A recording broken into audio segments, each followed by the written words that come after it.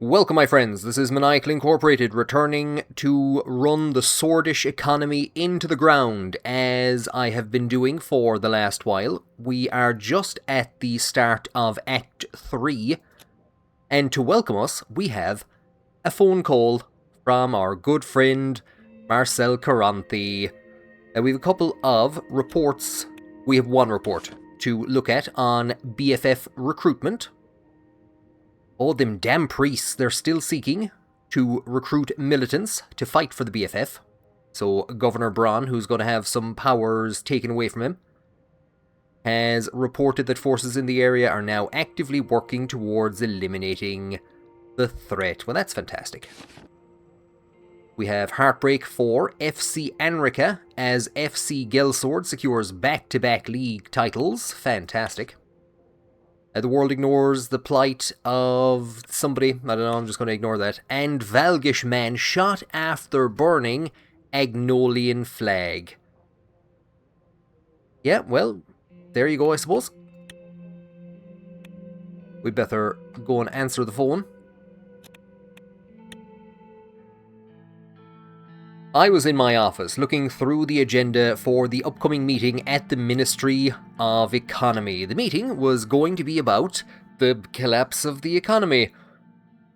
Oh, control of the big four corporations at the heart. Oh, no wonder we're going getting a phone call from Marcel. So control of the four big corporations, the Heart of Sordland, which I believe is Caranthi's company that he has recently taken over from his father, who died during a telephone call that we were having with somebody.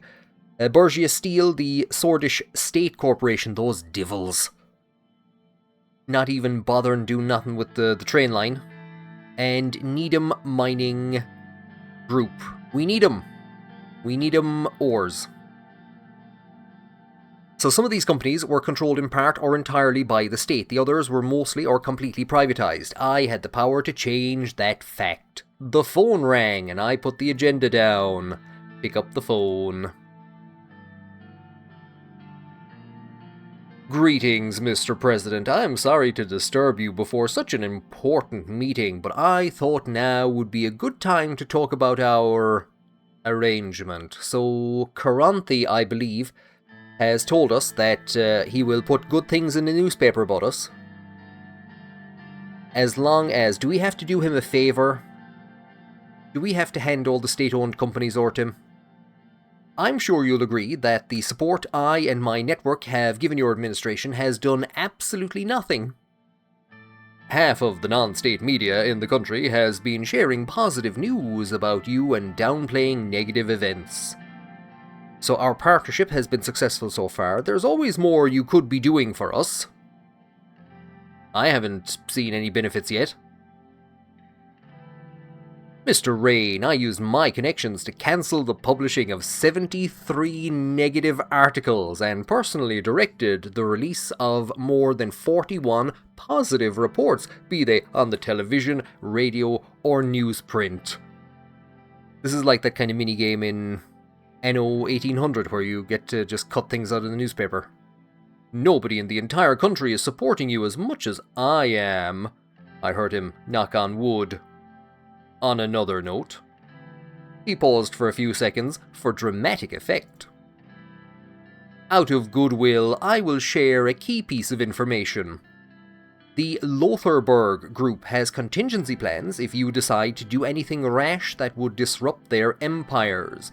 You can't blame them, can you? Imagine someone trying to take your authority and personal wealth away without your consent. I can't imagine that. I don't have any personal wealth. They'll have to deal with whatever I decide. It is a tough world. We will only ask for a reasonable share, nothing out of the ordinary. I don't see why we should be enemies. Yeah. I can't imagine we're actually going to go down the route of privatization or anything like that. It would make 100% sense with what we've done to the economy, but I don't think we're going to be putting things into... Oh, we could sell a fire sale. There's nothing more typically Irish than a fire sale. We got rid of Aer Lingus there a couple of years back. Told everyone to buy shares in Aircom. when Telecom Éireann was made into a public company, that went well, everyone benefited, and nobody lost any money. That has been a resounding success for everybody. A fire sale. Ooh, I didn't think about that. Yeah, I don't see why we shouldn't be enemies. Exactly. If everyone plays their cards right, it will be fine. Now, let's talk about those cards. Oh no, it's turning into a deck builder. Since the start of your campaign, you've adamantly promoted a planned economy. Yeah. Going by that, I am worried that you will attempt to nationalise Sordland's largest private corporations. Nationalisation as a concept goes against everything my father built and stood for. If you do want to go down this road, I must insist on you excluding HOS from such a plan. That is my most important request. You may recall that one of the terms of our agreement was that I may ask you for one favour. Well, this is it. I don't think we would have gone ahead with nationalisation of his company anyway, so this is fantastic. The one favour that we have to do him is a thing that we weren't going to do anyway. I understand. I want our partnership to continue uninterrupted. We don't need to be enemies. We can just say the exact... That's our response to everything now. Let's go and say that to the Blues. Let's go and say that to Rumburg, up in the corner. Don't get your knickers in a twist. I was planning on leaving HOS alone anyway. You've outlived your usefulness to me. You are done for, Caranthi. I understand. We don't need to be enemies. Yeah, there you go. No, we don't. He's now tapping the phone to see if something's gone wrong, if it keeps repeating itself. As long as we both understand what entails not being enemies. I always keep my end of the bargain, Mr. President. Don't forget. You had better keep yours as well. He cleared his throat. Before we end the call, there is actually one more thing I would like to discuss. I will be blunt. Everyone hates you. Mr. Tusk is unfit to be the spokesperson for the Lotharburg Group. His archaic thinking has only preserved a status quo that benefits himself and precious few others. It is high time something changed. Who do you have in mind to replace him, Marcel? Yeah. I don't like Tusk. Who do you think? Who do you think I think? Oh, me, of course. Here is what I propose, a win-win situation. If you could use your powers to make Bergia Steel, Tusk's main company, state-owned, he would lose considerable influence. I do like steel. Which means I could take over. If I take over with your help, I will be forever indebted to you. Yeah, I know about that. And support you in all your goals, be they re-election or something more. How does that sound? I'll have to think about it. I do like steel, though. Just think about it, that's all I'm asking. Well then. I have taken up enough of your time today. I have some articles to go and rewrite. Thank you for your time, Mr. President.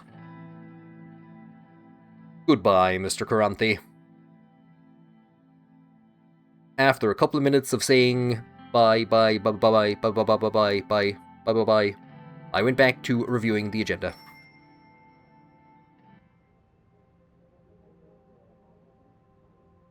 We have more news.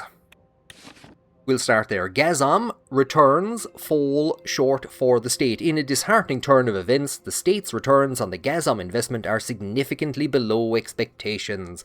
The lackluster performance highlights the risks inherent in such significant ventures. The recent outcome underlies the necessity of prudent economic strategy in shaping the future of Sordland's energy sector. Analysts stress that this experience should guide future state investments.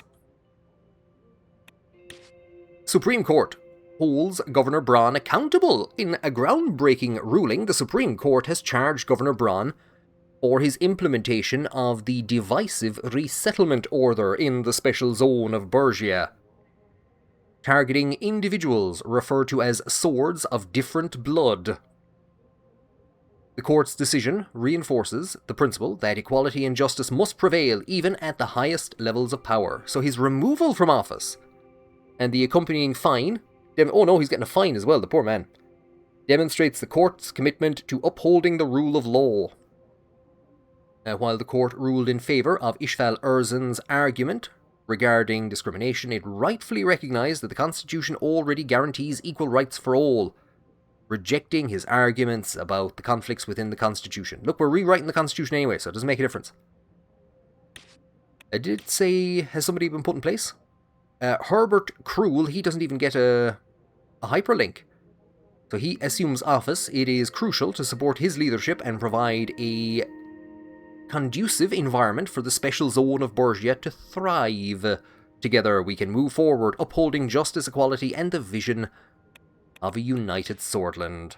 Bludish community in Suzerain expresses outrage and demands for meaningful reform. The recent ruling by the Supreme Court has sparked outrage.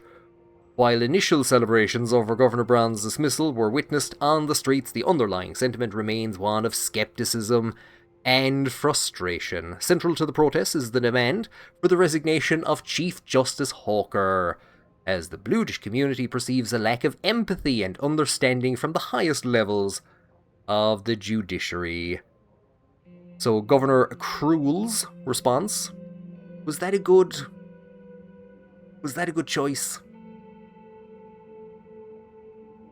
Governor Krul's response to the protests has been to deploy special security forces to address the escalating tensions. However, it is important to balance security concerns with the protection of individual civil liberties and the promotion of peaceful demonstrations. Nothing in Sordland today. Supreme Court decision falls short of justice again. Radical, will you go away? So, Governor Braun has been dismissed, while the court acknowledged some aspects of Ishval Erzin's argument regarding discrimination. This minor concession is hardly a victory. Go away out of that. Instead of taking a bold stand against discrimination, the court has chosen to play the dangerous game of politics, appointing Herbert Krul from the ultra-nationalist NFP. Oh, well, yeah, with a name like that, it makes sense. As the acting governor. This decision is an affront to the principles of justice and inclusivity, as the NFP has long been associated with totalist ideologies that undermine the rights and freedoms of the Bludish people. Bludish Democrats condemn President Rain. Bludish Democrats? There's no such thing. Are these the lads getting guns off of Rumburg, is it? Yesterday, a massive crowd has descended upon the streets of Suzerain to express their vehement opposition to President Rain's recent statements defending the solaced interpretation of citizenship rights. The leader of the WPB also released a statement criticising the government and the president, saying the people... Where's... Marcel! Cut these out! Cut these out, goddammit. Arcassian Connolly relations, a fresh chapter. Well, good for them. I'm glad. I'm glad somebody's... Oh no. I'm glad somebody's having a good time. Energy prices. The local economy is being significantly impacted by rising energy prices. Yeah. Too true. Too true. Massive rally condemning President Rain. Sure, there's one of them every day of the week. I hope my wife isn't leading it. They believe that the president's defense of the Constitution... I'm rewriting the Constitution. I'm not defending anything. Go away. Illegal crossings rise. I think that big... Oh no, we're going... That big bear trap is still down there. The Supreme Court finds Governor Braun guilty. I didn't know he was actually being accused of something. Just that he was wrong. Today, the Supreme Court has charged Governor Braun for enacting the resettlement order, which discriminated against swords of different blood living in the special zone of Borgia. If they're protesting against me for doing this, I'm kind of thinking, can we bring Braun and the special zone back? The court's decision has garnered mixed reactions from the public. with some applauding the decision to hold the government accountable for his actions, while others remain skeptical about the effectiveness of the ruling, citing the continuing discrimination against Bludish people. Increased support for Bludish rights. Public opinion in cities like Lakeven, known for their significant middle-class liberal population, is undergoing a noticeable shift with a surge in support for Bludish rights. The case of Ishvel Erzan has struck a chord with many individuals, leading to a growing sense of empathy and solidarity. And then we're back to rising prices. This hasn't moved a tap in I don't know how long. We've nothing else, have we? No. Requested meeting of Lucien Gilade. I requested him, or he requested me? Lucien scheduled some time for me to discuss the potential political repercussions of the upcoming economy meeting. He arrived on time as usual and took his seat right across from me. Good morning, Mr. President. Lucien had dark circles below his eyes. The plethora of political developments must have been weighing even on a workaholic like him. You look a bit tired. Are you getting enough sleep? I'm trying to, sir. Very well. I booked some of your time to pre-plan for today's meeting at the Ministry of Economy, but before going into the economic direction, I want to give you a short status update. Everything is on fire.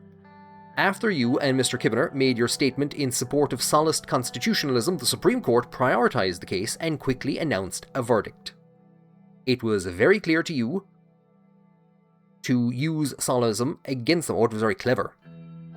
They couldn't afford to look like hypocrites, so they must have moved on it very quickly.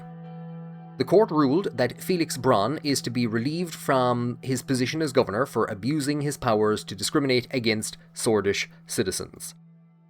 He is banned from serving in any political positions in the future and will be charged with a fine of 5 million Sordish rent. That had better go up there. The resettlements policy of Borgia are ruled to be unconstitutional and have been revoked. However, the court has also rejected Erzan's arguments about the Constitution, ruling that all citizens of Sordland are Swords, regardless of ethnicity, and are completely equal before the law. The results received a mixed response from the Bludish community. Everyone keeps using that word mixed. I hear there are protests. Activists, radicals, and BFF sympathizers have condemned the ruling. However, the majority seem to recognize that justice has been served. Sollist or not, this is good news. Borgia will finally be free from Governor Braun's racist rule.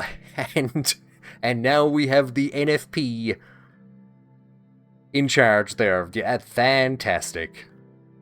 What more do these activists want? They only want to see the bad side of everything. Maybe Soll wasn't so wrong about these policies. As long as we can ride the aftermath of these results to our advantage, the fringe of Bludish society won't matter for us. They can't affect the vote too much. There is one more important detail. The seat of Governor of Borgia must be filled. Normally, the President appoints the Governor of the Special Zone directly. I'm afraid despite Miss Morgana's protests, the court decided to take a completely different route on this. Mr. Hawker argued that a premature departure of a governor during their term is an exceptional case. They ruled that the deputy of Governor Braun will assume his duty until the end of term. So is Braun... Yeah, Braun was one of ours. Or did he, join the NFP at some stage? No.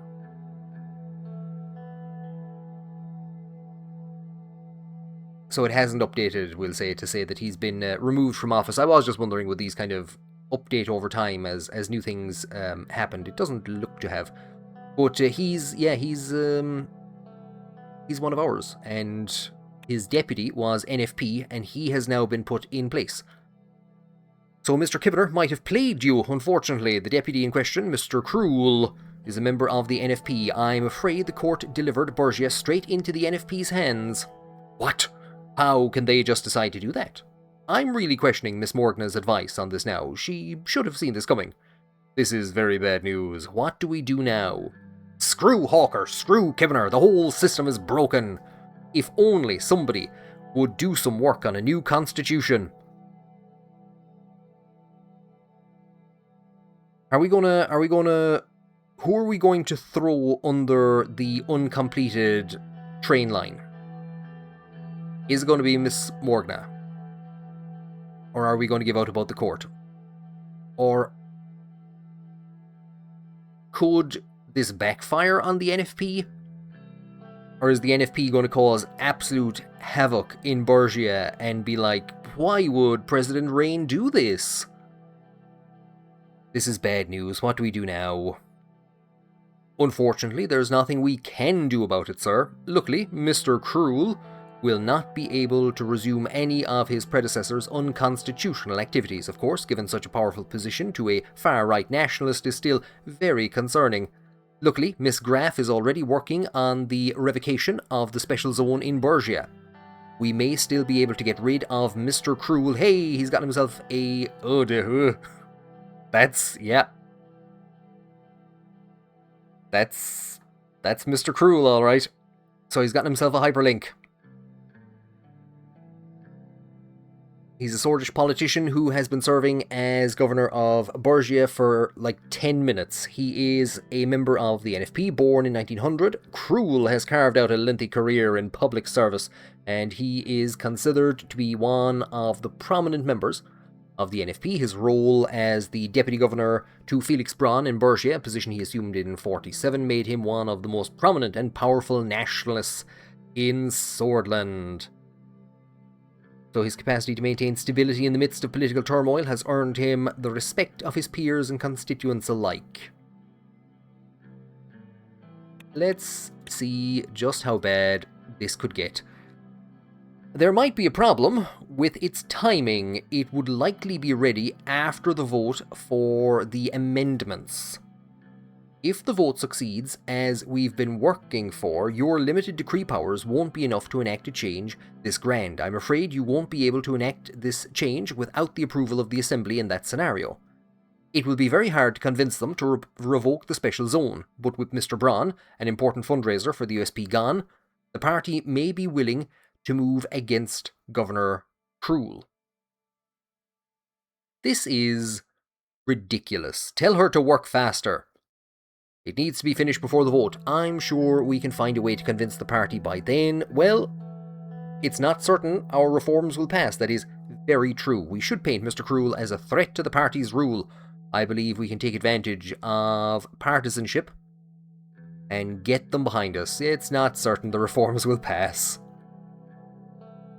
We have to make sure that doesn't happen for the sake of our administration. He took a look at his watch. For now, let's return back to the real reason we are here. Oh yeah, the economy. We need to be cautious. Any grand plans about the economy also heavily influence our political standing. We would be changing our relationship with the old guard, the oligarchs, and the opposition. As you know, this meeting will give you the opportunity to alter the ownership of the Big Four, the corporations, at the centre of Sordland's ownership question. We can start the process of nationalisation or privatisation, or we can keep the status quo. Again, I remind you that any change will tip an already fragile balance. I personally think we should stay out of this and keep things as they are. There is no need to make new political enemies at this stage in our term. But ultimately, the decision is yours. What are you leaning towards? How should we move forward? So we could nationalise and go with our policy, which has come totally undone as a result of economic problems beyond our control. We could privatise the companies, or our administration will avoid upsetting the economic structures and maintain the status quo.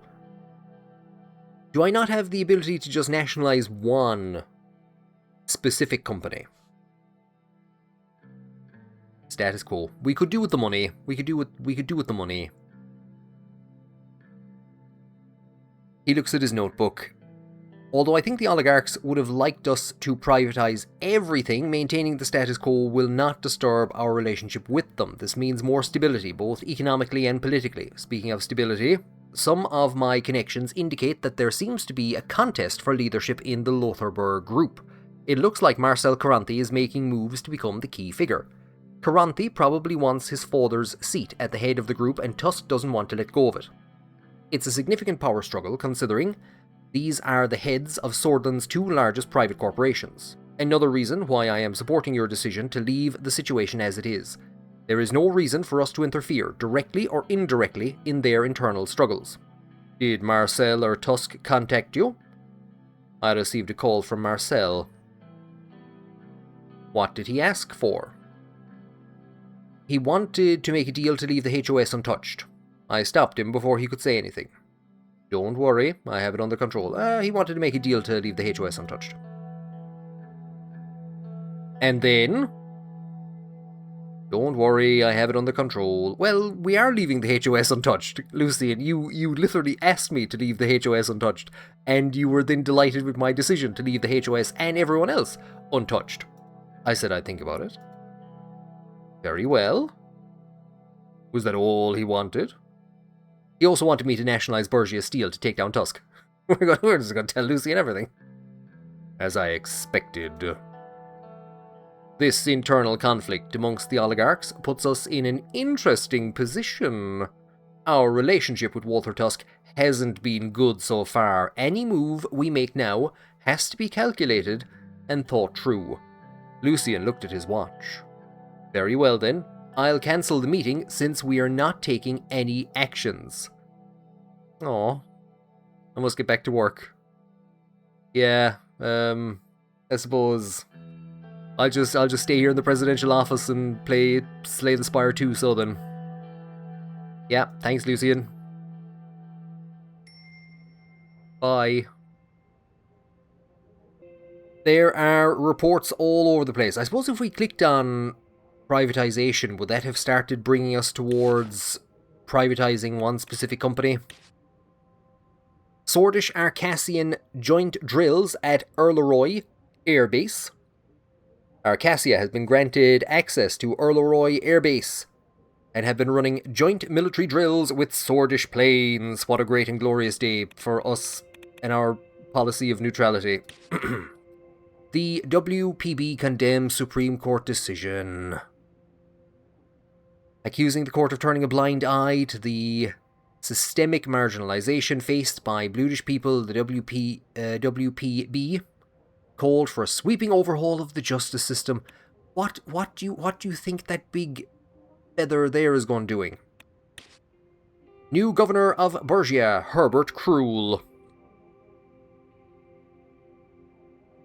Bergia gets a cruel new governor. A seasoned politician from the NFP has officially taken charge as the new governor of the special zone of Bergia. Having previously served as Bronze deputy, Krul brings valuable experience to an understanding of the unique challenges faced by the special zone.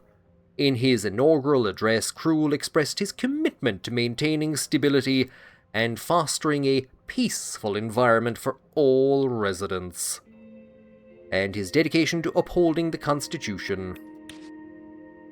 Tensions keep rising in the Marquian Sea, so according to reports from the Agnolian government, the Valgslandian fleet, which has been patrolling the Marquian Sea, was directly responsible for the disappearance of 2 fishing vessels. And Walker's capitalism versus Devereux's reform. As Arcassia's election drama unfolds, Charles Devereux of the Reformist Union Party emerged as a formidable challenger to President Dwight Walker. Devereux presented a vision divergent from Walker's staunch Arcassian capitalism. He urged for a more balanced approach between public and private sectors, suggesting that unchecked privatization and deregulation could breed systemic disparities. As tensions heightened, especially among the Rumburgian migrants and Arcassians, the choice seemed to be between maintaining an aggressive capitalist trajectory or reconsidering the nation's socio-economic foundation. Aggressive trajectory towards Rumburg, anyway, that's the one thing that we want to see.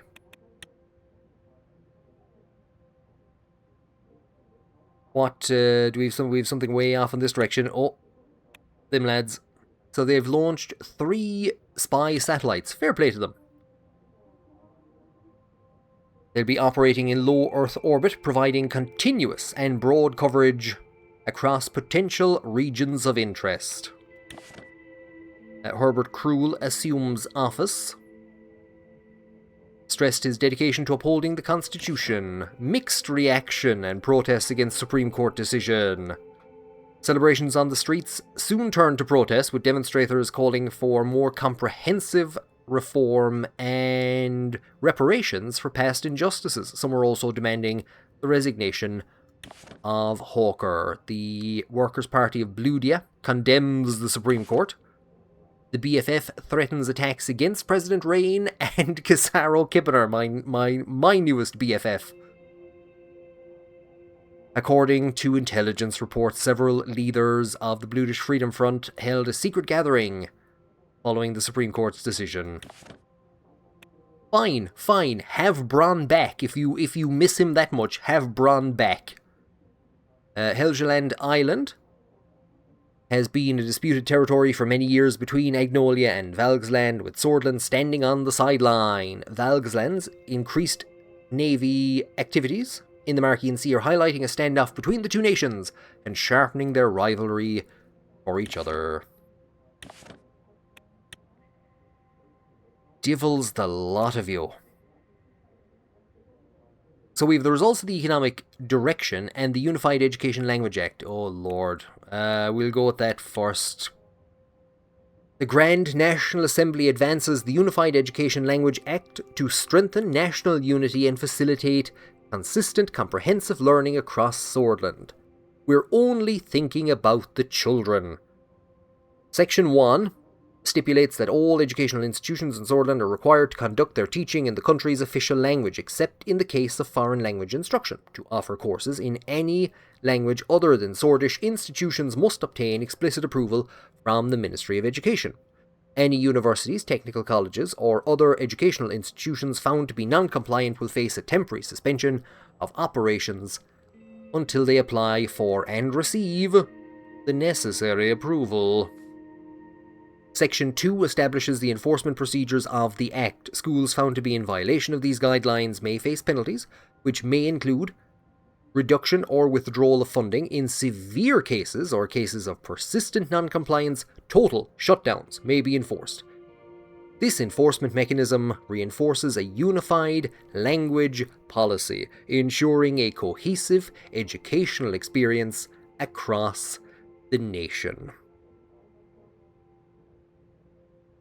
It would be handy to get a bit of a briefing before these. This was Kibbener's policy. Are we actually going to have to start saying, do you know what? Kibbener and his freaky group of bald, mustachioed men,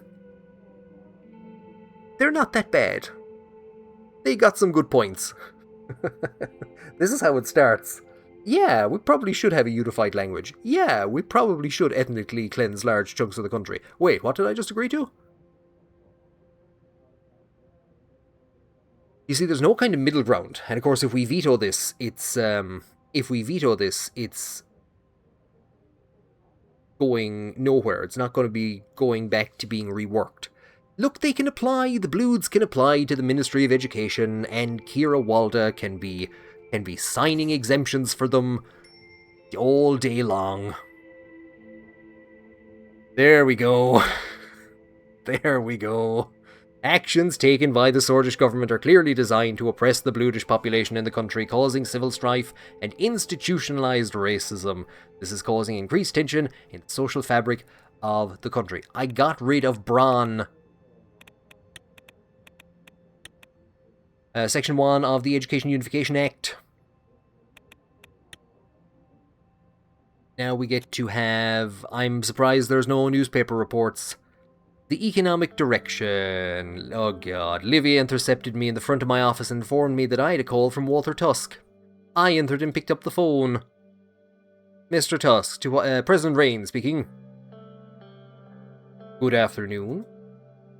I heard some disturbing news. News about a deal between you and Marcel Caranthe. Where did you hear that? When one is in business as long as I am, one hears things. Yes, Walter, it does seem like you're hearing things. Maybe you should go to one of the free hospitals we built and get your, get those voices in your head assessed. Listen to me carefully now, Mr. Rain. I suppressed those rumours for you. What rumours? There was rumours. They will stay that way if you do what I say. What rumours? I won't give in to your false accusations. I've completely forgotten what rumours. Let me tell you what I want first, and I will let you decide. That damn boy, Marcel Caranthe. I want him out of the equation. I found some evidence linking him to the Connolly cartel, a powerful crime syndicate. What I want from you is simple. I will feed the information to the officials. I want you to start an investigation into Heart of Sordland. That's all I ask. That's not too much to ask, right? Is the information about the cartel's ties verified? I wouldn't tell you that. I wouldn't tell you if that wasn't the case. I don't believe you. I don't believe that face. Heed my words, President, if you want to keep being one. The line dropped dead.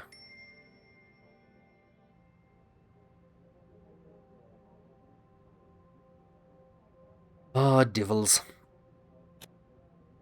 Assembly vote on the constitutional changes.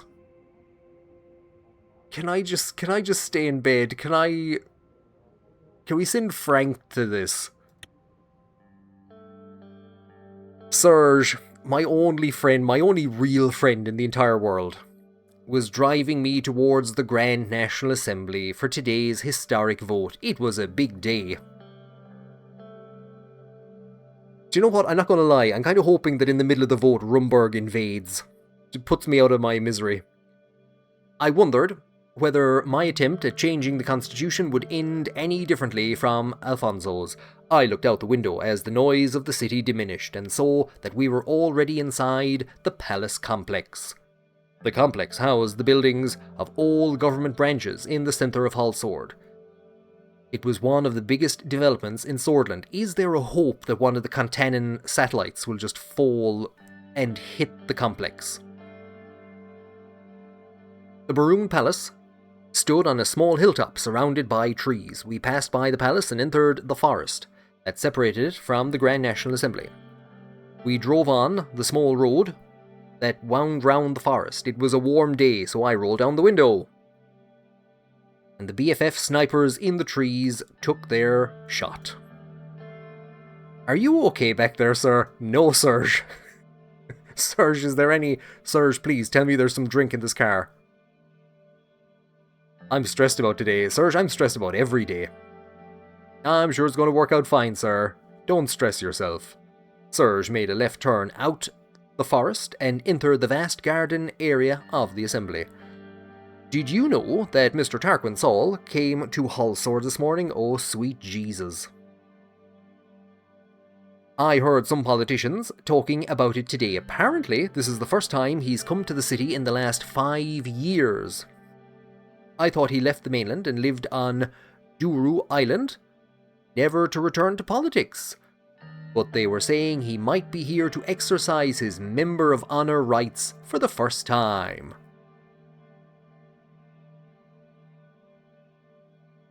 That's troubling.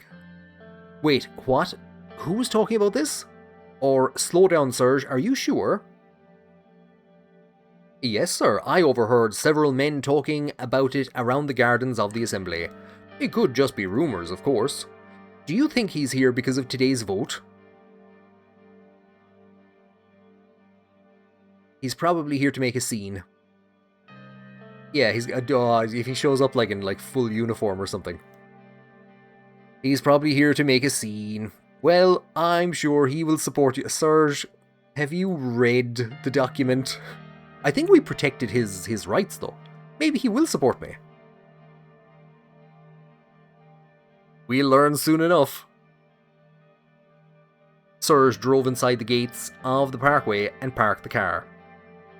"We've arrived, sir." "We'll talk later, Serge." "Serge, go to the off-license and get me as much alcohol as will fit in the back seat of this car for the drive home." "Good luck with the vote." I walked up the white stone stairs of the Grand National Assembly. The entrance looked like a temple gate from the classical era.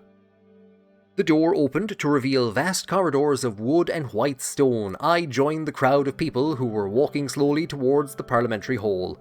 Suddenly, I noticed Lucien emerge from the crowd of packed politicians in front of me. He looked relieved when he saw me. "Mr. President, they didn't manage to kill you." "There you are. Have you seen Vice President?" I was going to make some joke about Peter at least sobering up and coming to the meeting. It doesn't look like he has. He's nowhere to be found. God damn it, Peter. "I've just arrived here, Lucien. I'm sure he's among the crowd somewhere."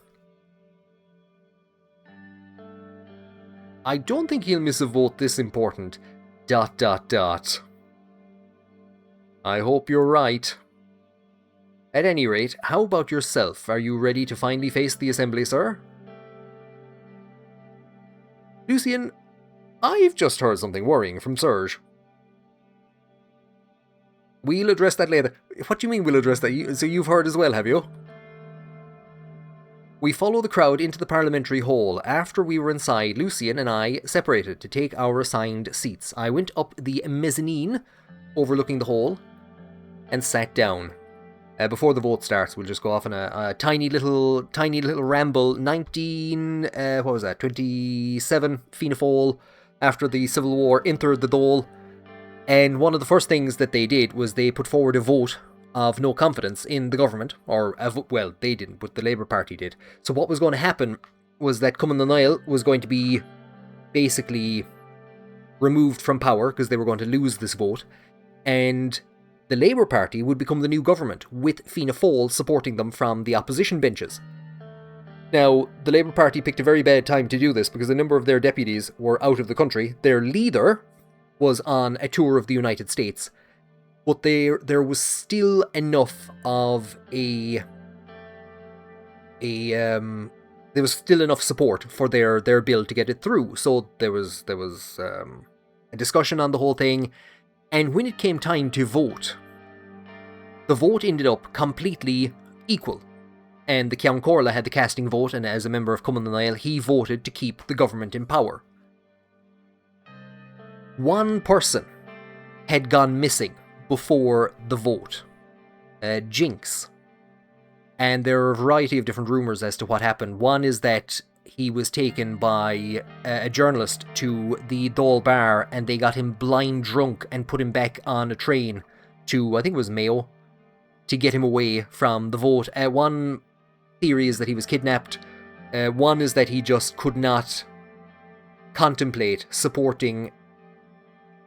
putting Fianna Fáil behind the levers of power in Ireland. They would have sat in opposition, but they would have had influence on the Labour Party. He was part of... It was whatever party Redmond was part of. But are we going to be in a repeat here? It's just one vote. One vote changed the entire course of Irish history, because if Labour had got in, they might have been in a much stronger position to take votes from Fianna Fáil in the next election. Instead, a general election was held shortly afterwards. Cumann na nGaedheal managed to hold on until 32, and then Fianna Fáil took power. And then, basically, since then, it's been Fianna Fáil and Fine Gael trading power back and forth. So one single vote, one single person getting blind drunk and missing the vote had a massive effect on the rest of Irish history. Are we going to see that here today? I waited as the MPs took their places inside the hall, one by... Oh god. After a while, I saw Gloria. Oh, sorry, Gloria. Sorry, I thought it was Ciara Walda. Sorry, Gloria, I haven't seen you in ages. You're looking well. Have you done something new with your hair? I saw Gloria walk to her elevated seat at the centre of the hall. Ladies and gentlemen, please take your seats. We will shortly begin with today's agenda for the USP's proposed changes to the Constitution of Sordland. After a short while, everybody was in their seats. Everybody. According to the current constitution, constitutional amendments require a 2/3 majority in order to reach assembly approval. If the vote succeeds, the proposal will be sent to the Supreme Court. The proposal in question includes these points. She started reading the proposal to the Assembly. First section of the changes. Article 57 is modified with the following. She continued reading the proposal, highlighting each section. Section 2, paragraph 36. She went on. May not exercise his right to, and on. The justices of the Supreme Court. Most of the MPs seemed like they were already falling asleep. A simple majority is considered. The seat was really hurting my back. Oh no! It's Disco Elysium. Section 4, paragraph 44A. It felt like an eternity had passed. Finally, she finished reading the changes. I hereby invite all of you to vote. She struck her gavel down.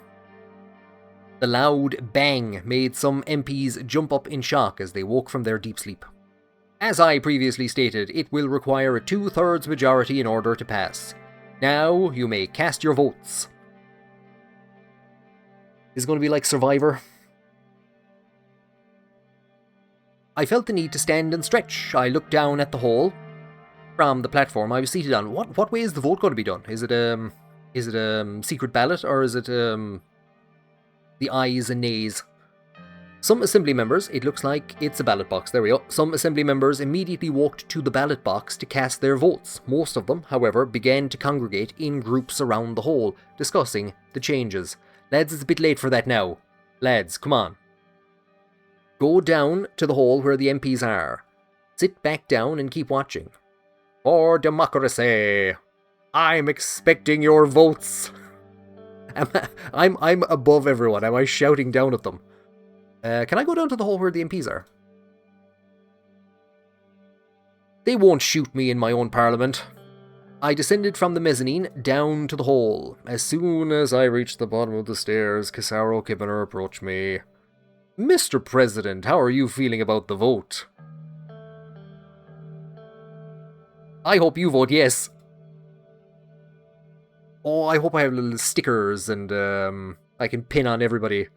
Little I voted stickers. You know I can't do that. We have already stated our decision. I have lost my respect for you, Mr. Rain. So many Casaro! I thought we were friends. Guys, who would have known you can't trust a fascist? This is absolutely breaking my heart. I have lost my respect for you, Mr. Rain. You never had respect for me. Casaro, don't you patronize me. So many problems in Sordland that must be addressed, and yet you insist on stalling us with your democratic reforms. I know you will fail. You will lose the game. Oh no, the game. And so will your entire administration. I hope to be there when it happens. Keep on hoping, Mr. Kibner. That's the spirit. Keep on hoping, Mr. Kibner. He laughed. He abruptly turned away from me and walked towards his seat. Then I saw Lucien waving at me. He was among a group of people in the corner of the hall. I walked up to him. On my way, I bumped into Mansoum Leke. Sordis politician, oh no. A Bluedish descent, member of the Assembly and the current leader of the Independents in the Grand National Assembly of Sordland. How are those Sordish language lessons going, Mansoum? Like, I've always been able to speak Sordish.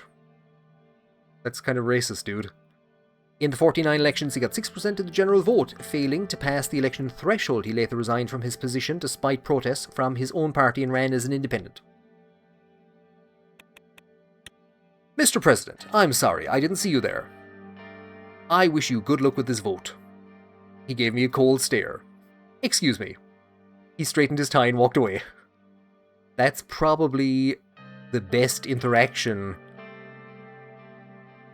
that our administration has had with the Bloods.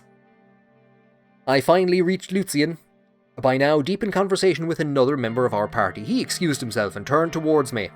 Sir, did you vote yet? Am I allowed to vote? We have to be quick.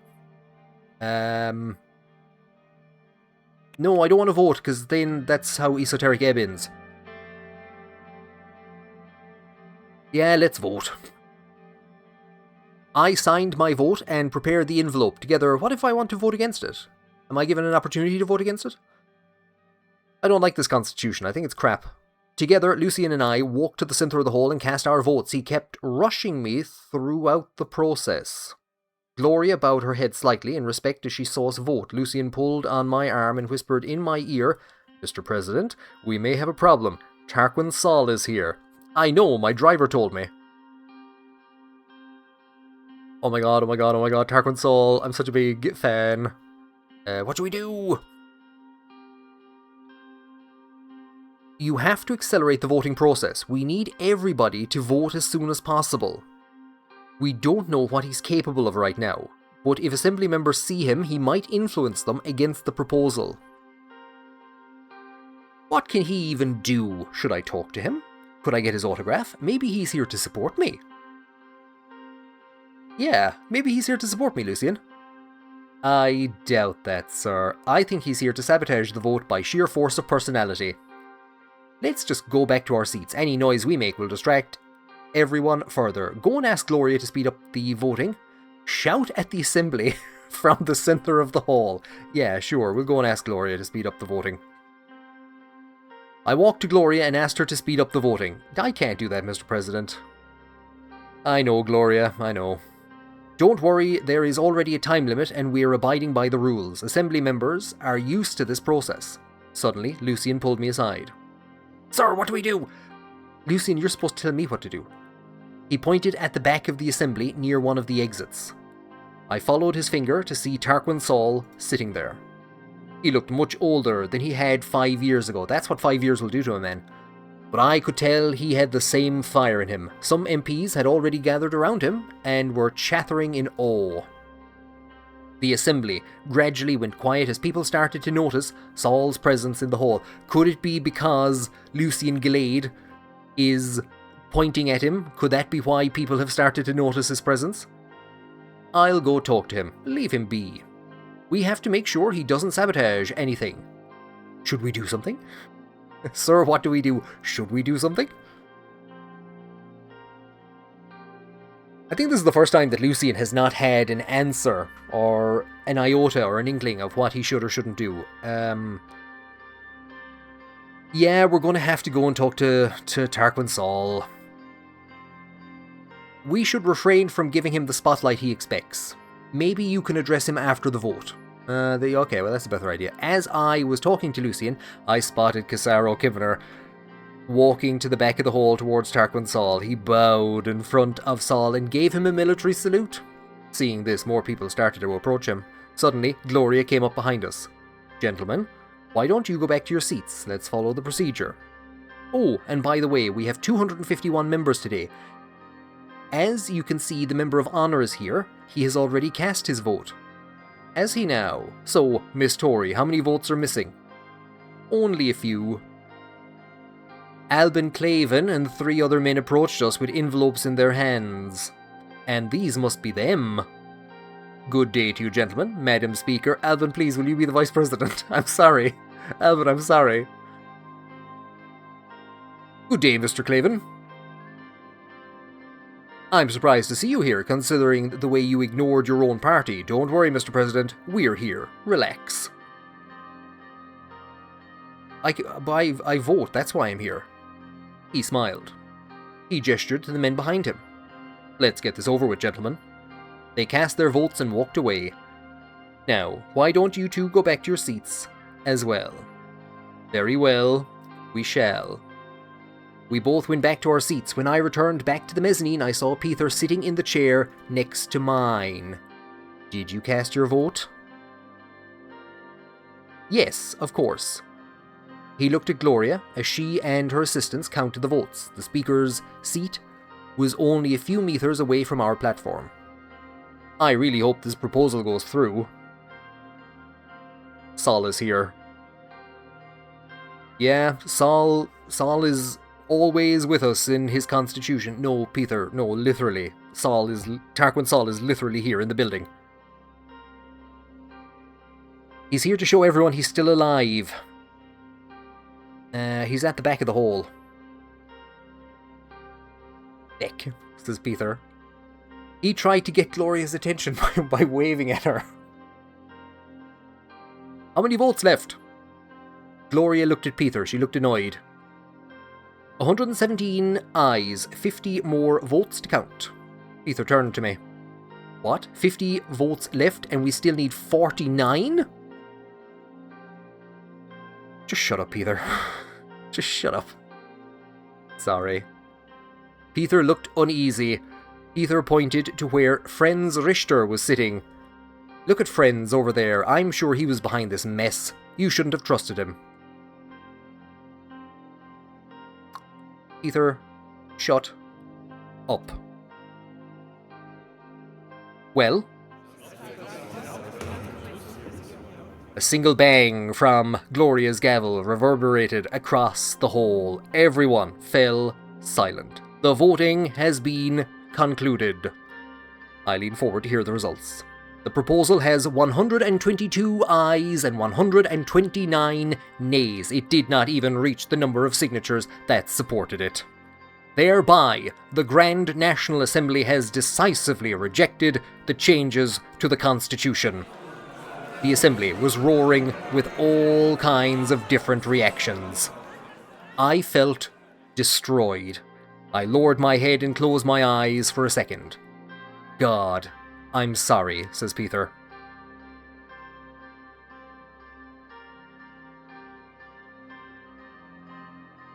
God damn it, we won't say shut up, Peter, this time. The MPs kept shouting in the hall. Among them, I heard Franz Richter's voice. I blame the president for this result. He and his party's weak attitude towards real change doomed him from the start. He's just like his predecessors, enjoying the privilege of the presidency while ignoring the responsibility that comes with it. It is time to realize the real change will only come from real reformists. The People's Freedom and Justice Party will keep leading this movement. The reformist MPs started applauding him.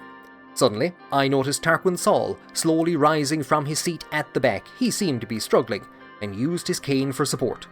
He stood and gazed around the hall as all the members of the Grand National Assembly went silent. Keep watching him. I kept watching him as he stared at the MPs. He walked out the exit as two of his guards held the doors for him. Thank God he didn't do anything. Soll or no Soll, we are definitely fucked. Neither the party nor the public is going to be pleased. We can't change the Constitution, so what? We are still in charge.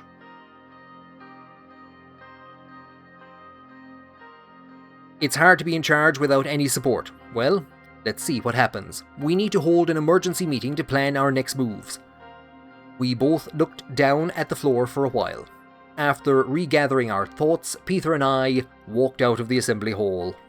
We waited for Serge by the entrance. I had a feeling it wasn't going to pass, but I did not expect that we would fail to even hit the 50% mark.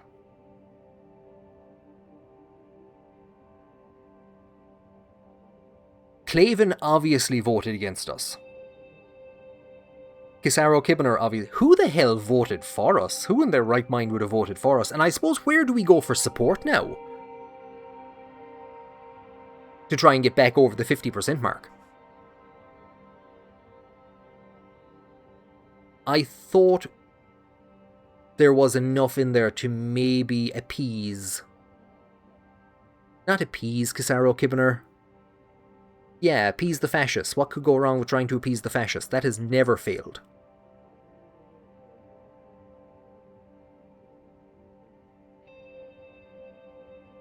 I blame Kira Walda, personally. Uh-oh, SpaghettiOs. We'll check the newspapers first of all. The Assembly voted against constitutional change. Hey, look, that's what this whole thing is about. The people have shown that they are happy with the Constitution as it is. The Grand National Assembly of Sordland on Friday rejected the amendments to the Constitution that was proposed by the United Sordland Party. I officially announced the rejection of the constitutional amendments after the proposal was rejected in a public session. According to Tory 122 lawmakers voted in favour, failing to reach the 166 threshold. Only one member of the Assembly abstained from voting. Abstained. Well, that John Jinks issue didn't come into effect anymore. It was probably Peter. Police launch successful raids. Early this week, the police launched raids on shops and warehouses in Arveroy City and Estord. Their operations are reported to confiscate more than 2,000 illegal firearms and drugs. Oh god, it's involving... Oh, this is the... The operations were only possible due to the law enforcement budget increase, and I have no doubt a phone call from Walter Tusk. Constitutional proposal rejected by the Assembly. Count us unsurprised. Thanks to the heavy opposition and a special appearance from old man Tarquain Soll himself, President Rain couldn't manage to get his constitutional reforms past the Assembly.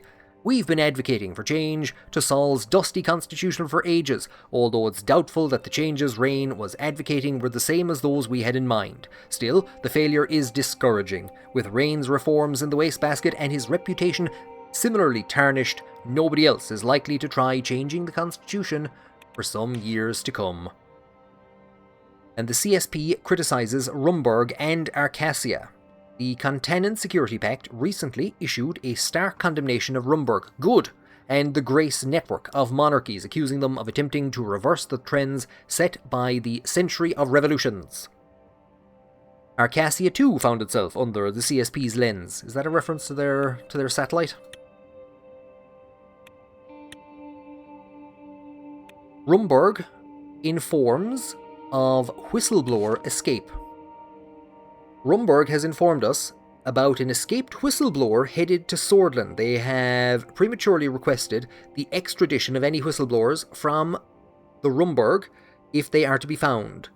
Chelston Hailstone, the said whistleblower, is reported to possess highly sensitive information about a covert weapons program. Queen Beatrice Livingston's administration has demanded the immediate return of Hailstone, considering his defection as a breach of trust between the two What trust? You're arming the Bloods in our country, meeting on the results of the Assembly vote. Second floor balcony. Is this where we're going to be thrown from? Is that what's going to happen? Lucy and Peter and I met in my office and decided to move out onto the balcony to get some fresh air in the increasing summer heat. They both looked uncomfortable in their suits. Peter was trying not to make eye contact and kept letting out depressing sighs. He wiped the sweat from his forehead with a handkerchief. What do we do now? All our plans for nothing. Yes, the USP leadership is beginning to target us as well, not to mention Tarquain Soll himself. Yeah, what the hell was all that about? Soll appearing out of nowhere. Gentlemen, nothing is over yet. We still have a country to lead. He came to the Assembly to make a statement, and it worked. What's done is done. Let's not linger in the past. Yeah. We still have a country to economically bankrupt. If we can lead it, which we will, you're right, sir, we must plan ahead now. We'll be organising a cabinet meeting to discuss our present and future state of affairs. I will also try and test the waters with our MPs. We can't let the party slip from our grasp. Good. I want each minister to give me a report. The party has to learn to respect me. Tarquain Soll is not their leader anymore. I want a list of every party member who voted against the proposal. Sir, it was a secret ballot. God damn it. Don't worry, sir. We'll address the party soon enough and put them in their proper place. Lucian looked at his watch. I think it's time to conclude our little meeting, sir. There was a tap on my shoulder. Livia Suno had joined us on the balcony. Pardon the interruption, gentlemen. Mr. President, David Whiskey is calling about the upcoming foreign policy meeting. Perfect timing. Tell him I'll be right there. I will, sir. She turned to leave the balcony, then back to us. My condolences on the vote results, Mr. Rain. Peter. She looked Peter in the eye as she said this, and ignored Lucian altogether. Peter's eyes followed her as she walked out. He hates to see her go, but loves to watch her leave, or the other way around. Getting pretty hot out here, says Peter. Okay, let's call it finished. You may both go. Alright, gentlemen. See you later.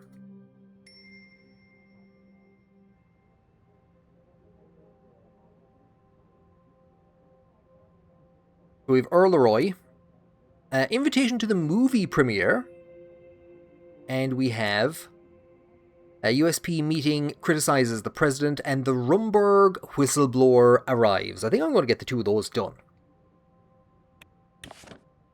In yesterday's internal USP meeting, a large group of party members voiced their disappointment in the failed constitutional vote in the Assembly. Lilas Graff criticised President Rain for pursuing change without in-depth research and proper communication between the party members, blaming the President and the Vice President for the failure.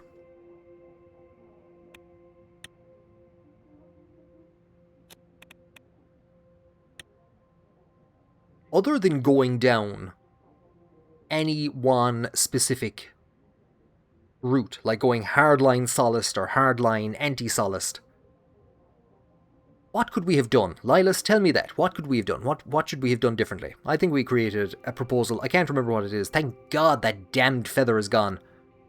We created proposals. I suppose that's it. We created proposals that there was something in it for everyone, which meant that there was also something in it for everyone to criticise. And I think on votes on constitutions, it's more likely that you're going to vote against the things that you don't like instead of vote for the things that you do. A whistleblower from Rumburg Security Bureau has escaped to Sordland by crossing the border and turned himself to the authorities in Estord. Agent Chelston Hailstone has promised to reveal extremely sensitive information about the development of a weapons program. We can give refuge to him and risk antagonizing Rumburg or send him back. Grant asylum. Let them burn the country to the ground as they try to get him back. Who is Chelston Hailstone, and what does he know? That's the question of the day, as President Rain has agreed to grant refuge to this rogue national security agent from Rumburg. After escaping to Sordland, Hailstone promised to reveal sensitive government... Should we be putting this in the paper? Should we really be putting this in the paper? Is this the type of thing we should be putting in the paper? Whether Rain's decision will be worth the anger and possible retaliation from the... They're going to attack us anyway. Like, it is crystal clear that they are going to attack us.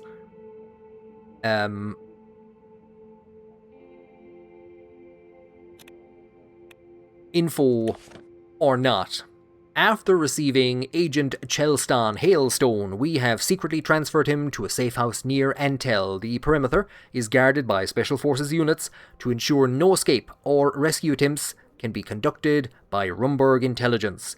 The agent is currently being interrogated thoroughly to make sure that the preliminary information provided is accurate. It would have been handy to have seen what Joseph Lancia would have liked for us to do. Do you know what? We'll go to the movies. We'll go to the movies. We'll get a Sirbuk movie out. We'll get some bit of enjoyment, and we'll see. We'll relax for a while. So we've been invited to a preview of... Oh boys, look at that for a smiley divil. He's a film director, producer, and screenwriter. He should become my director of propaganda. He was nominated for the best foreign film in the Arcasian Motion Picture Awards. Oh, fair play to him. Eyes Wide Open, A Touch of Satan. Ugh. And he made a couple of films that were Resident Carl, a controversial movie with socio-political commentary on Sordland, which is consistently ranked the greatest Swordish film ever made. It was later banned in Sordland by Tarquain Soll. That's another reason that we're going to go to the movie. It's the one place we're not going to have to put up with Tarquain Soll. Although I wasn't in much of a movie-going mood, it would have been unpresidential not to attend, with its massive budget and Sirbuk's directorial cachet. This drama was set to be a milestone for Sordland's burgeoning film scene. Personally, though, I was just looking forward to spending some time with my family. It was a very hot and sunny day as Serge drove us to the old capital. The film was to be screened in the historic cinema Anglais de Erleroy, the first cinema. In Sordland, Serge had maxed out the air conditioning to keep the Cadila comfortable. I kept silent through most of the ride. On the H1, I couldn't get my mind off the results of the assembly vote. Frank fidgeted with his tie as he stared out the window. Oh god. Worried about the university exam, son? Since when do you care what's happening in my life? Never mind. I turned to Dina. Excited for the movie, sweetie? Are you having a good time? Are you having a good time in the car listening to your father and your brother fight? Dina nodded happily. What about you, Papa? I know you're sad, but failure helps us grow, right? Shut up, Dina. I'm just fine, Dina. Everything's going to be wonderful from now on, right, Monica? Exactly. Now, where did you learn that? Thanks for the reminder. God damn it, you stupid child. I'm going to the movies to forget that my constitutional reforms were defeated. Exactly. Now, where did you learn that? Dina giggled. From you! You've been awfully quiet, Monica. I just want to focus on having a nice time at the movies. Monica, am I going to have to ignore you like I'm ignoring Frank? Because I will. Oh, Serge, thank God. The only person in this car who actually likes me. Sir, we're about to enter Erleroy. We'll be at the cinema in a few minutes. Thank you, Serge. I took a brief look outside as Serge rolled the soundproof glass up again. I could see the many towers of Erleroy rising over what was left of the old city walls. In the distance, there were several planes flying towards the city. As they got closer to us, I saw that they were military planes that looked like the sharp-edged Arcassian designs. They were probably headed for our new joint military base. So there's a tremendous amount of kind of if-and statements. Or if-else statements, I should say, working in the background, because they've mentioned the fact that we were defeated in the election, and they're now mentioning the fact that, or in the constitutional vote, and the fact that we've backed and allowed Arcassia to put planes here. So this would be different. This would be worded differently if we hadn't allowed them to operate in our territory. Serge knocked on the glass and gestured forwards. We were entering the main square of Erleroy, and the Cinema of Angels was right in front of us. Is this the place? Yeah. She wasn't talking to you, Frank. It was an old, Baroque-style corner building, with walls that looked like marble from a distance. There was exquisite ornaments on each side of every window. Serge pulled the car to the entrance of the building, which was lit by vivid neon stripes in many colours. On the wall next to the entrance, there were painted the words, "Stop the oppression of bloods." Come on, let's get out. Serge opened the doors and we exited onto the red carpet. We were just about to enter the building when a journalist managed to block the path. Mr. President, how are you handling the defeat of your constitutional reforms in the Assembly? Punch her in the face. I'm going to keep fighting for my changes. This isn't over yet. I will respect the Assembly's decision. Thank you, Mr. President. And were you aware that Tarquain Soll would be president at the proceedings? No, I had to find out from my driver. Were you aware that Tarquain Soll would be present at the proceedings?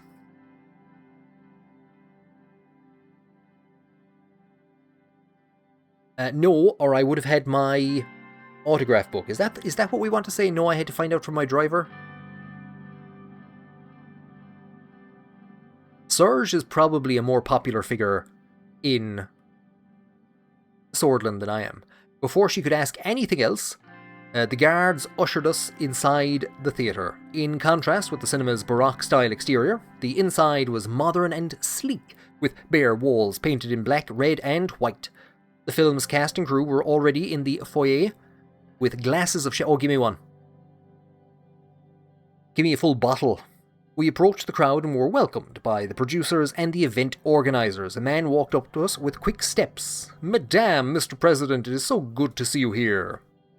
He bowed gently to Monica and shook our hands. "It's an honour to meet you.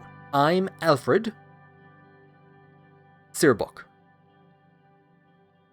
The honour is mine. I'm a big fan of your work." "Who?" "Nice to meet you. My producers told me you had expressed admiration for my work." I would have said that if I'd known. Frank snorted. I glanced at him and he innocently took a sip of his cola. "It's very humbling to know that you've been watching and enjoying my movies. If you don't mind me asking, which one was your favourite? This one may be slightly different from my previous works." I'm just thinking of the Father Ted episode where the Sinead O'Connor parody shows up and he runs to the shop to buy all her records because he's told her, "Oh, I have all your records." And she's like, "Oh, I'll sign them for you if you want." And he's like, "Yeah, let me just go get them." All of them were my favourites, Mr. Searbuck. I loved The Sordid Dream. I loved The Man Who Saved the World. Are any of these really his movies? I would have probably said A Touch of Satan. I'm wondering, are we going to say, like, I love The Sordid Dream? Oh no, yeah, there you go, The Sordid Dream. I was going to say, I love The Man Who Saved the World, and he'd be like, that wasn't me. I love The Sordid Dream. Oh, really? Then you might enjoy this one too. I'll admit I didn't expect you to be such a cinephile. Frank looked me in the eye and struggled not to laugh. Why don't we take our seats? It's about to start. We enter the screen. It's not going to start without Alfred. It was a period drama set in the 1870s about a Sordid soldier who pursues a doomed romance with a widowed Bludish farmer during the conquest of Bergia. I wondered briefly whether Searbuck was commenting on my own treatment of the Bludish people, but then he had finished filming long before I became president. As the credits rolled, I made an early exit to use the men's room. I was washing my hands when I heard an unmistakable voice behind me. Right, let's try and figure out. Is it Tarquain Soll? Is this where Tarquain Soll is going to kill me? In the jacks of an old cinema. It could be Caranthe, it could be Tusk.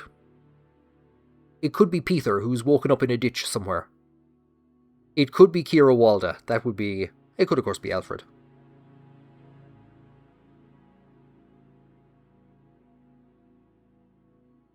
I was only joking. I swear to God, I was only joking. Sweet Jesus. So, what did you think?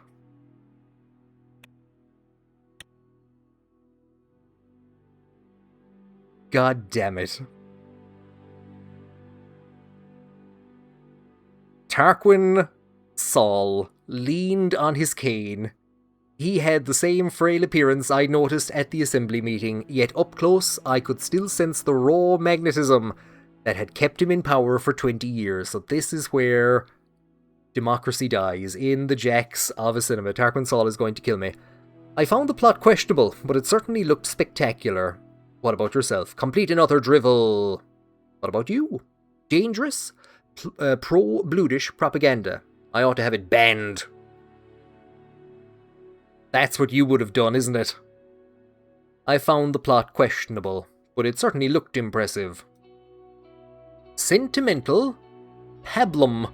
For the enjoyment of housewives only, and for a period piece the script contained far too many anachronisms. Totes. Indubitably. Totes. Indubitably. What the hell were you doing at the assembly vote, Mr. Soll? Enough small talk. Why were you at the assembly vote? I'm surprised to see you're still around, sir. What were you doing at the assembly? Yeah, we'll be respectful to him. My country was about to make a rash decision. I couldn't simply sit by. And are you pleased with the outcome? You've succeeded for now, but you won't be able to stop me for long. It's not your country anymore. I still have immense respect for you, Colonel. I wish it was reciprocated. I think we're beginning to build a lot more respect for him. I think we're beginning to think, yeah, we should have... And then we remember the ism incident, yeah. And are you pleased with the outcome? Quite. Indubitably. Are you pleased with the outcome, Mr. Soll? Totes. There was a glint in his eye. But why did you block my reforms? A true president knows when he must step down. Yeah, why did you block the reforms? I was going to protect your Minister of Honor position, or whatever the hell you are. I will not let you and that bleeding heart rioter Richter tarnish my precious constitution. I'm doing this for the good of the country. Richter is a better man than you ever were. Your constitution is ancient history. My reforms will bring Sordland into the future. I should have gone with the last one. You tarnished the constitution. Ah! Some of his spittle landed on my cheek. Ew. Ew, old man spittle. No. If Sordland remains in your hands, the only future I see is anarchy. You had your chance to lead. Everyone saw what a mess you made of it. Do you remember there a couple of seconds ago when I said we're beginning to build respect for Tarquain Soll?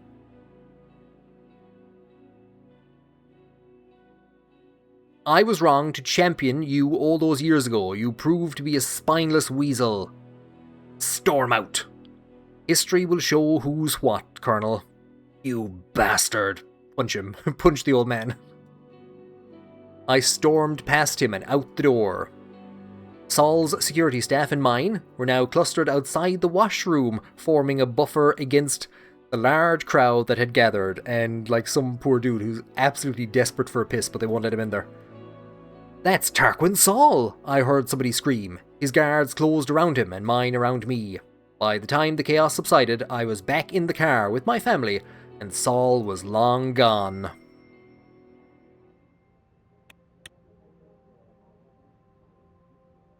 Ten newspaper articles. Briefing on diplomatic strategy. Dinner with my family at home. Oh, this is getting worse and worse. We get to hear about Frank and his shitty exam results.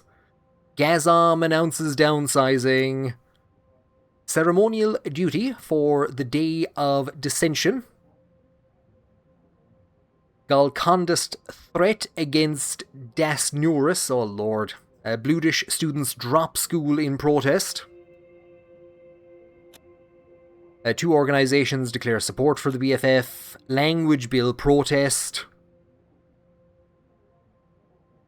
Well, the Assembly put it to us. And then we have a load of stuff over here. Arcasia, Republic of Agnolia. Something else, and I'm surprised if we're not going to see anything about the thing that I've now completely forgotten the name of. Rumburg and the whistleblower. Well, at the very least, the one good thing that we can say, and nobody can take this from us, we didn't lose any more money. We put forward our reforms. Possibly they were too sweeping in that they didn't keep anyone happy. We sided with Peter, rejected Alvin Claven's push to become vice president, and maybe if we'd taken it, we might have gotten our constitution across the finish line, and we'd have a vice president who isn't drunk all the time. I'm not too sure if Gloria Tory supported us. The fact that we implemented a lot of Franz Richter's policies and he still went against us. Are we going to become spiteful and vengeful now? I won't say spiteful and vengeful, but we've introduced a good chunk of concessions. Bar the language reform and accidentally, at the very start, cutting off a ton of people's a ton of people's... Yeah, the not the electoral funding, the electoral... We kept that threshold in place. We did try to get rid of it. So military interference in politics, outdated military equipment. They use their influence and power to further their will. The military has a history of political involvement and influence. We could do a 1924 army mutiny. The Free State Army almost mutinied in 24. We could do that. We could try and get the military to keep us in power. So we have the unfair electoral funding, limited women's rights. We haven't really gotten any way of undoing that. We do still have the court backlog. There's the global trade war. Groony is lagging behind. There's tax evasion. There's an unemployment crisis and weak transportation links. So we're trying to sort that out. Failed education reform. Kira Walda, good job. Inaccessible rural education. Well, there's no education for them to access anyway, so it doesn't make a difference. And the welfare system is overburdened. Corruption and the dispute with the governor of Bergia. We've kind of that sorted out.